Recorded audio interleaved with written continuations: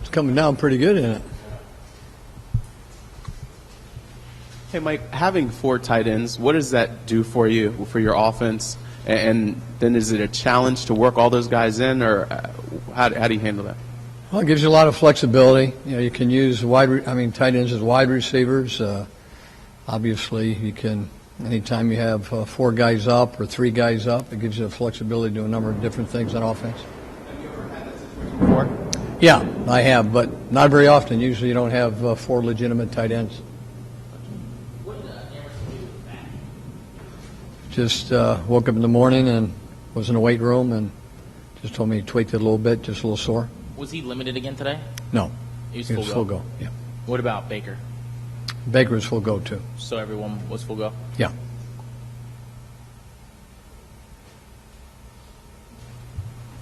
Mike, I've asked several other coaches and players this. It sounds like the players gave themselves, had 24 hours to more or less forget the Eagles game. The coaches, I don't feel like you guys had the same luxury. When did you start thinking about the next week? I mean, was it that night, as soon as the game was over, or did you give yourself to the next morning? When did you move on to Green Bay?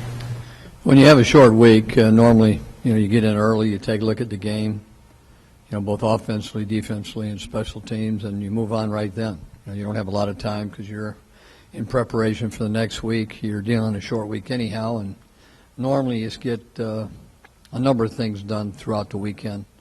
But when it's the second game of the season, you do have the luxury of looking at that team through preseason because you got a little bit more time.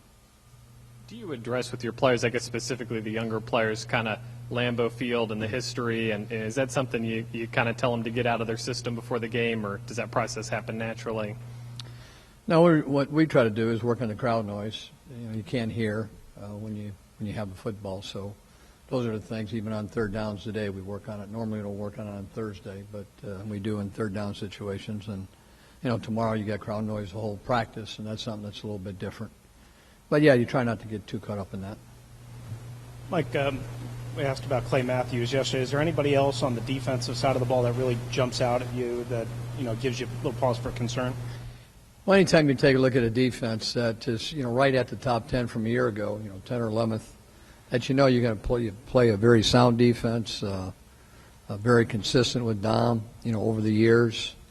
They do a good job. They have great game plans. They change your game plans up every now and then to keep you off balance, and they'll always have a certain blitz that they normally bring in. But, yeah, you just know you're going against a well-coached team with a lot of speed. Coach, that was Brian Rackwood's first game since week 2 last year. What did you think of how he played against the Eagles?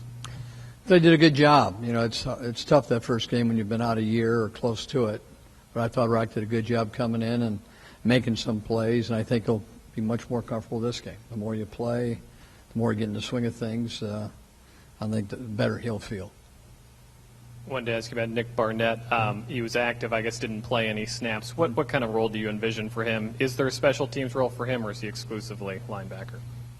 Well, the more comfortable he gets with our special teams, the more he'll be put into that situation. But when you have 8 linebackers at dress, we have some safeties, we've got some corners, we've got some wide receivers, tight ends. We just don't want to throw a guy in there to throw him in there just because he might get a few more reps. We want Nick to, we brought him along slowly so we wouldn't have any setbacks with his injury, and I feel very good about where he's at. But he is on a lot of units, mostly second team, and we will work him in as time goes on. Mike, the Packers have something like 50 of 53 guys on their active roster who were drafted and developed in that team and have only played for the Packers. What are the advantages of building a program through just drafting guys and developing them? Well, number one, I think it's a great philosophy, and it's a philosophy that we're trying to adapt with our organization, and that's why we try to keep all our draft choices if possible. And if you do have good drafts, usually you're able to reward your players, and you want to reward the players because when they play at a certain level, you want to be able to take care of them rather than going out somewhere else and taking them from another team. So hopefully we'll be able to keep that philosophy here for years to come. You guys We've also added a couple key players through free agency in the past couple of years. Say that again? Adding to free agency as well. What are the advantages of doing that, too? Is it just a certain point where you have to get a guy who maybe just is beyond developed with what you got on the roster? Well, when we went to free agency, the first thing that we want to make sure is, we got leaders. We got, anytime you get a guy like Bowen and Cofield, and you play against them a couple times a year, and you communicate with players what type of guys they are, besides football players you can see, you feel that you've added not only a young player, but guys that got a chance to be captains of your football team. And we're lucky enough to, get a couple guys like that have helped us. But that doesn't always happen. It was a kind of an unusual year. So you got to count on developing your players and hopefully draft, make the right draft choices and add a guy here or there depending on injuries or the amount of money you do have. Anything else? Okay.